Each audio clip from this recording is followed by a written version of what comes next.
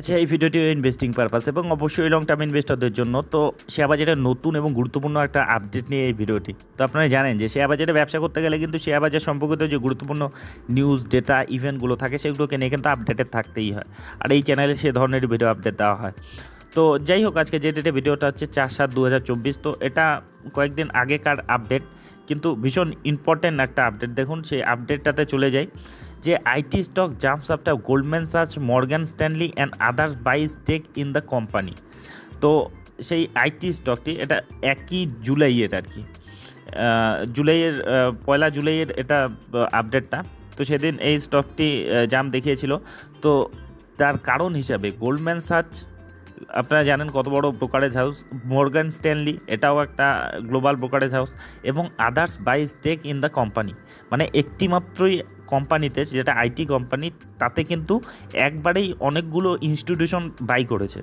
তো এটা কিন্তু যে কোনো স্টকের ক্ষেত্রে ভীষণ একটা পজিটিভ খবর আর কি, যে মানে কোনো স্টকে যখন ইনস্টিটিউশনাল ইনভেস্টররা বাই করে এবং বিশেষ করে একই স্টকে একই সঙ্গে অনেক ইনস্টিটিউশন বাই করে, সেটা কিন্তু ভীষণ একটা পজিটিভ খবর। তো এই খবরটাতে ডিটেলস একটু চলে যায়। দেখুন, the share price this large cap IT firm gain by 1.2% intraday high 1478 per share on Monday after institution investor FII এবং domestic institution investor DI bought the sold stake in the company. মানে FII এবং DI একই সঙ্গে কিন্তু সেটা buy করেছে। দেখুন, with a market capitalization of RS 3,98,569 crore সেদিনকার ডেটে। The share of SCL technology, তো কথা হচ্ছে কাকে নিয়ে? SCL টেকনোলজিকে নিয়ে। তো limited rose by 1.2%, closed at RS 1468 a piece of Monday's market hours, also today's high price 1478 piece previously. যাই হোক, এটা দামের কথা বলেছে। তো according to the NSE block deal, NSE থেকেই কিন্তু এই আপডেটটা বেরিয়েছে। On June 28 June 2024, the FII Fidelity advisor series, এই Fidelity advisor international capital appreciation fund, যেটা হচ্ছে 59,51,855টি ইকুইটি শেয়ার কিন্তু SCL এর তারা বিক্রি করেছে। তো কে বিক্রি করেছে? ফিডেলিটি অ্যাডভাইজার ইন্টারন্যাশনাল ক্যাপিটাল নামে একটা অর্গানাইজেশন, একটা সংস্থা আর কি। তারা কিন্তু 59,51,855টি ইকুইটি শেয়ার বিক্রি করেছে।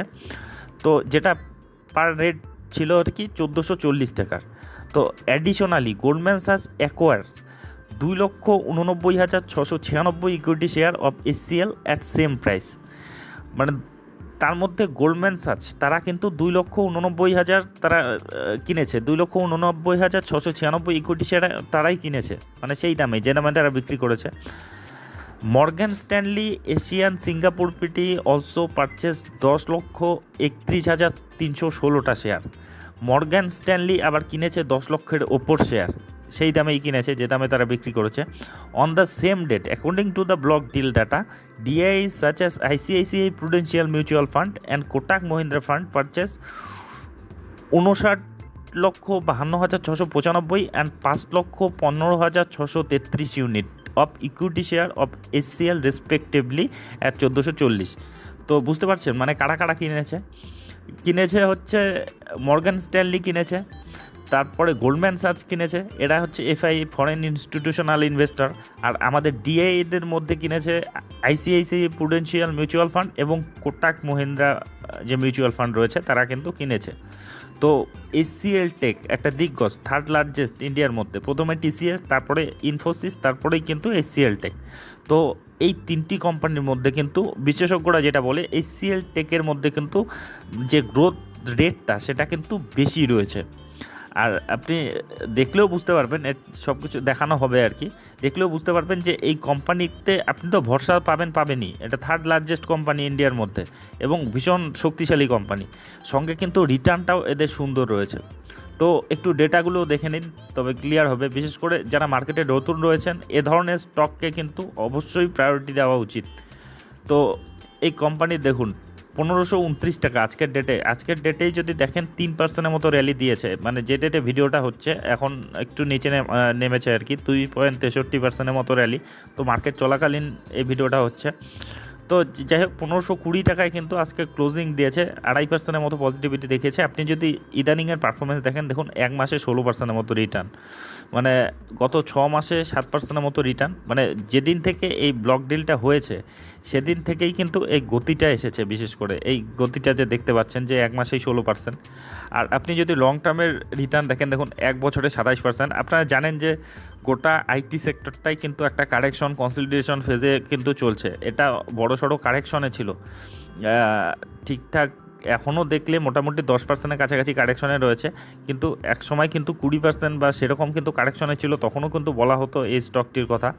তো এই স্টকটি বর্তমানে 5 বছরে আর কি দেখুন 200% রিটার্ন দিয়েছে। যেগুলো লার্জ ক্যাপ ব্লুচিপ ধরনের কোম্পানি সাধারণত কিন্তু যে 5 বছরের টাকা দ্বিগুণ করে দেয়, 100% সেরকম কাছাকাছি রিটার্ন দেয়, কিন্তু এই স্টকটির মধ্যে গ্রোথটা কিন্তু একটু বেশি রয়েছে তুলনামূলক, যেটা বিশেষজ্ঞরা বলে। তো সেটাই দেখতে পাচ্ছেন যে 5 বছরের টাকা কিন্তু মোটামুটি দ্বিগুণের বেশি করে দিয়েছে, 3 গুণ করে দিয়েছে, 100 প্রায় 200%-এর মতো রিটার্ন। তো এই কোম্পানি যদি আপনি দেখেন এদের বিজনেস, এরা তো সফটওয়্যার বেসড কোম্পানি, এরা যে আইটি বিজনেস এবং সার্ভিস থেকেই ম্যাক্সিমাম রেভিনিউ আনে 74%-এর মতো।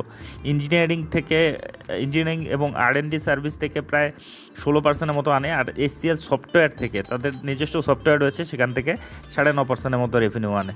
তো লোকেশন ওয়াইজ যদি ব্রেকআপ দেখেন, ম্যাক্সিমামটা ইউএসএ ইউরোপ থেকেই আসে। ইউএসএ থেকে আসে 65%-এর মতো, ইউরোপ থেকে আসে 28%-এর মতো, আর রেস্ট অফ দ্য ওয়ার্ল্ড যেখানে আসে আর কি 6%-এর মতো।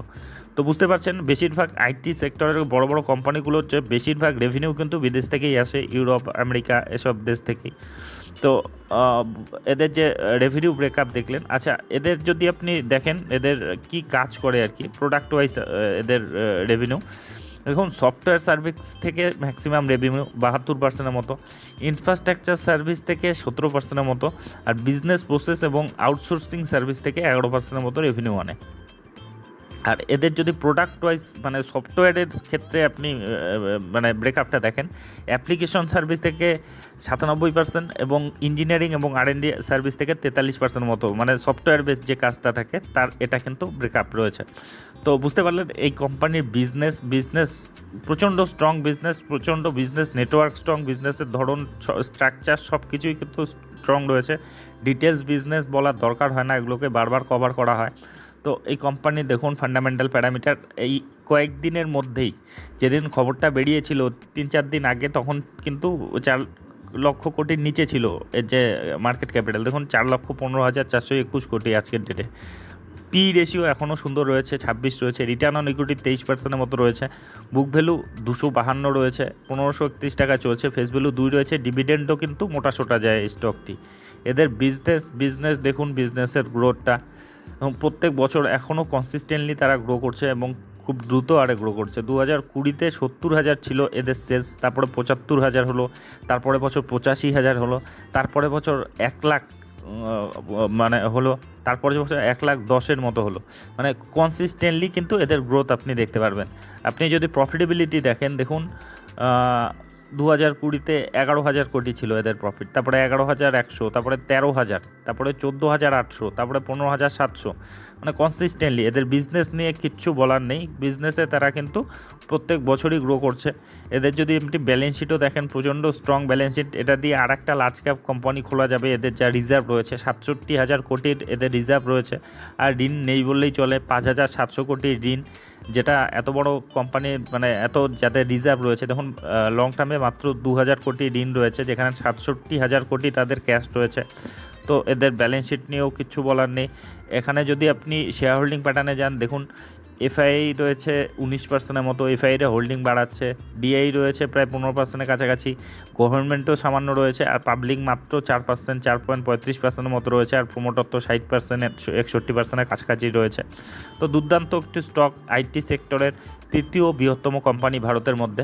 তো এই কোম্পানিটি কি যে এই একবারেই এত মানে এফআইআই ডিআই সকলে যে একবারে বাই করেছে আর কি, এই খবরটার পরিপ্রেক্ষিতেও কিন্তু এই যে গতিটা দেখতে পাচ্ছেন আপনি 1 মাসে 15%-এর মতো, তার পরিপ্রেক্ষিতে আর যখন এভাবে মানে একবারে কেনে, তখন সেই এমনিতেই তো ভরসাযোগ্য স্টকই আরও কিছু ইন্টারনাল ব্যাপার থাকতে পারে, যেটা কিন্তু তাদের কাছে রিপোর্টটা বেশি থাকে। আর যাই হোক আর কি, এটা এখন একটা ভীষণ পজিটিভ একটা নিউজ আর কি এই কোম্পানির ক্ষেত্রে। তো এই আপডেটটি নিয়ে এই ভিডিওটি ছিল। তো এ ধরনের আপডেট যদি আপনাদের উপকারে লেগে থাকে তবে অবশ্যই চ্যানেলটি সাবস্ক্রাইব করে রাখবেন। আর অবশ্যই একটা বিষয়, অবশ্যই এগুলো ইন্ডিভিজুয়ালি কভার করা হয়, অনেক সময় প্রশংসা করা হয়, তাই বলে কিন্তু আমার তরফ থেকে কোনো ধরনের রিকমেন্ডেশন হিসেবে নেবেন না, কারণ শেয়ার বাজারে আমি কোনো বিশেষজ্ঞ নই কিংবা সেবি রেজিস্টার্ড অ্যানালিস্টও নই। আমি আপনাদেরকে যে ইনফরমেশনগুলো থাকে, যে ডেটাগুলো থাকে, সেগুলোই আপনাদেরকে প্রোভাইড করি, সেগুলোই আপনাদেরকে দেখাই। আমি যা শিখছি, দেখছি, অনুভব করছি, সেগুলোই আপনাদের সঙ্গে শেয়ার করছি।